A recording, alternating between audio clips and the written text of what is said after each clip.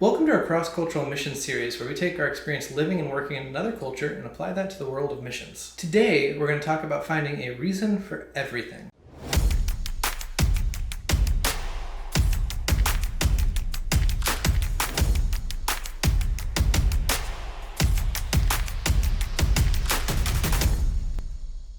If you don't have the skill, you might be headed for that dreaded evangelical deconstruction, or encounter massive problems adapting to other cultures. It also enables us to skillfully engage and navigate culture shock. So here are some signs that you need to develop the skill to see the reason behind everything. So number one, you feel the Bible is a dated book that doesn't apply to today. Number two, the Old Testament God seems really different to you, like maybe a different God than Jesus. Number three, traditions and rituals in the church just seem really useless. So when I first moved to Taiwan, the best advice I was given was that no matter how strange or confusing or weird, everything has a reason. And that might sound pretty basic, but it's pretty easy for human beings to discount important religious tradition and cultural works by thinking they're random or even attributing it to the wrong meaning. I forgot how relaxing it is being around all Asian people. You don't feel like a foreigner.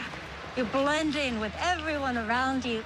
So for instance, imagine you go to a foreign country during its festival season. You start observing the beginnings of this massive religious holiday.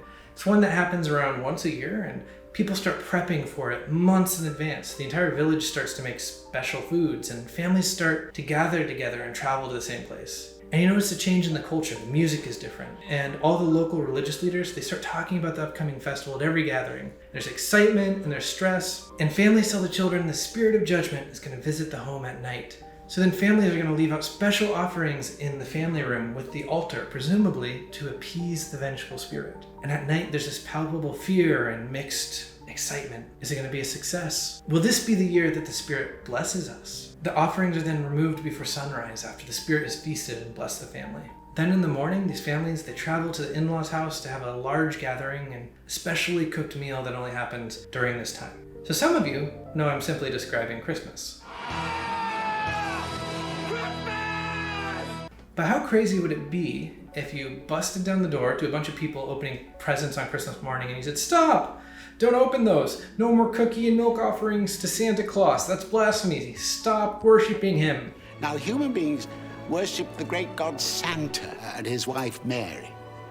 And every Christmas Eve, the people of UK go to war with the country of Turkey. They then eat the Turkey people for Christmas dinner. Like savages.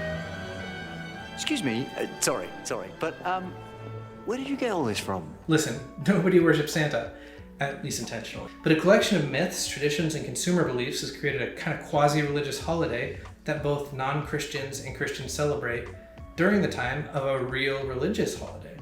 But as an outsider in American culture, you might actually think that we worship Santa. All I want to be is Santa. And if you want to take that away from me, fine, go ahead. But when you need my help, because I am ruining everything, don't look at me. That's great. Behold, Jesus Christ. So people groups often make huge and accurate judgment calls about other cultures without understanding the reason behind why things are done. For instance, in Japan, where not only do they eat KFC every year on Christmas due to this successful marketing campaign, there's a legitimate belief like that's what Americans do. We love KFC on Christmas. It is like kind of trashy to eat KFC on Christmas. Sorry, Japanese people. The reality is everything has a reason. And if we dig deep enough and observe, we're going to come to some sort of understanding of why. It could still be a stupid reason though. This is stupid with two O's. But oftentimes it helps us understand something differently. And learning to observe until there's an authentic reason that's found is this incredible cross-cultural skill. So how do we do this? First is we observe something until a question arises, such as why do they have random electrical outlets everywhere in Taiwan? Second, it's key to suspend judgment. Don't jump to conclusions. That can be disastrous. You could think electricians are horrible here. Third, observe and research the question in the context of the culture. Read up on it, ask locals, and the reason will probably become clearer. Fourth, draw a conclusion as to why. What is exactly the reason?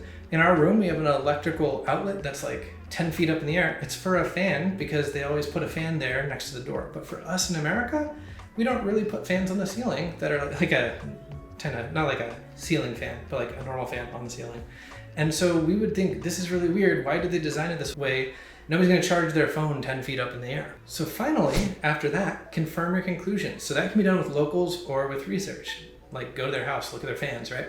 Don't be surprised though if maybe a local doesn't understand the true reason behind something or a subculture differs. Don't discount it, but continue to build and grow your understanding over time. This simple process, observing, withholding judgment, kind of building a conclusion, helps us to arrive at the reason behind beliefs and cultural ideas. So why would something like this be important, right? Well, first, it's practical for cross-cultural understanding. This process is like immensely helpful in equipping us to transition between cultures.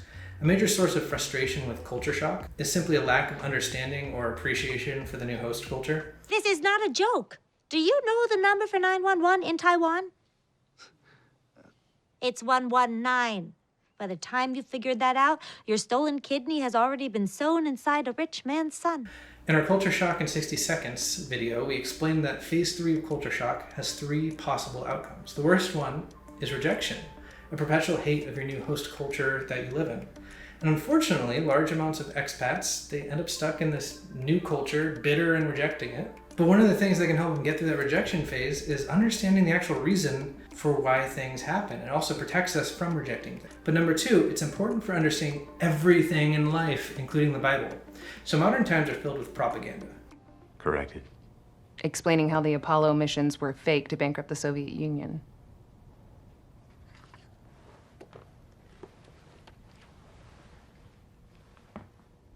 You don't believe we went to the moon? A propaganda is simply information, especially of a biased or misleading nature, used to promote a political cause or a point of view. It's the same reason one story on CNN is going to have a completely different headline than Fox News for the same story. They frame things and explain things that lead people to draw conclusions, right? Acts 17:11 gives us this picture of a people group who did their own research because they had to confirm the words of men like Paul against the words of Scripture. Now the Berean Jews were of more noble character than those in Thessalonica, for they received the message with great eagerness and examined the Scriptures every day to see if what Paul said was true. Scripture doesn't condemn them for examining the words of Paul, even though he's an apostle. Instead, it considers it virtuous that they compared it against Scripture. Possessing the skills and ability to cut through propaganda, or poor historical understanding, or poor interpretation is a noble thing. It's also why we don't just parrot what religious leaders like a pastor say. We always bring it back to Scripture. You should always say, Pilgrimage Films, was that scriptural? Perhaps you might understand it better if I read to you from this pamphlet, So You Think You Know More Than God. So the Bible's full of cultural references, and you need a bit of cross-cultural fluency to understand it, and it's wildly important for understanding the heart of God. If you want to be able to trust things in Scripture, you have to trust that everything has a reason. For example, Scripture commands us to remember the Sabbath day, keep it holy, 6 days you shall labor, and do all your work. But the 7th day is the Sabbath of the Lord your God. I remember growing up and hearing friends complain about the oppression of the church. Why would this religious institution take a day from you? I'm tired of the church.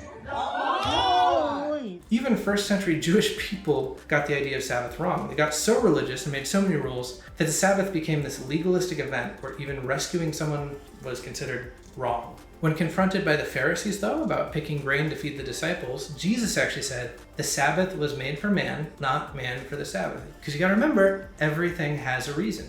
So the Sabbath goes back to a time when Israel was enslaved in Egypt. They worked in harsh desert conditions, making bricks 7 days a week. Moses asked Pharaoh for a simple 3-day break to worship God in the desert. Pharaoh instead gets really upset and calls them lazy and makes the Jewish people work even harder. So Scripture says in Deuteronomy, remember that you were slaves in Egypt and that the Lord your God brought you out there with a mighty hand and an outstretched arm. Therefore the Lord your God has commanded you to observe the Sabbath day. In light of this context, the commandment to keep the Sabbath was this uplifting moral and societal law. The Jewish people are the first people in history to invent the day off. Like the weekend is ultimately the result of an empowering God who cared enough about people so that he created rules for society to treat people better in a time when that didn't exist and people could be forced to labor for 7 days. Ladies and gentlemen, the weekend. So knowing this context, Sabbath becomes a beautiful, uplifting celebration of freedom and autonomy, meaning that no one, an employer, a government, an institution, should ever rob you of the right for a day of rest. So in this context, church becomes a moment of spiritual rest and restoration after days of back-breaking labor. See, everything has a reason, and if we don't have the skills to accurately see them, we may make our own myths and beliefs about scriptures, even going so far as to think of something like the uplifting nature of Sabbath as this oppressive, horrible thing where you have to go to the church. But instead, it's uplifting. It's a day off, and this applies to traditions, rituals, and values through not only scripture, but the church and church history. So here's some signs you've developed the skill to see the reason behind things. First, you can draw powerful, relevant meaning from the Bible today. 2, Jesus and the Old Testament God are compatible parts of the triune God, the three-in-one, the Trinity. 3, the traditions and rituals in the church have deep, enriching meaning. Thank you for joining Pilgrimage Films. Please take a moment to like, comment, subscribe, and share these videos with your friends and family. Seriously, it helps us a lot. I don't need to sound desperate. I'm desperate. Have you ever found something in culture that has a reason but you didn't know, and eventually you found out the reason, you're like, oh, that's why they do it? There's so many examples we can go into for just living in Taiwan.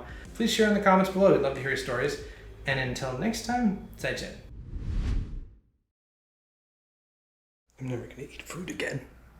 That's so hard to record after you made food hours ago. Okay.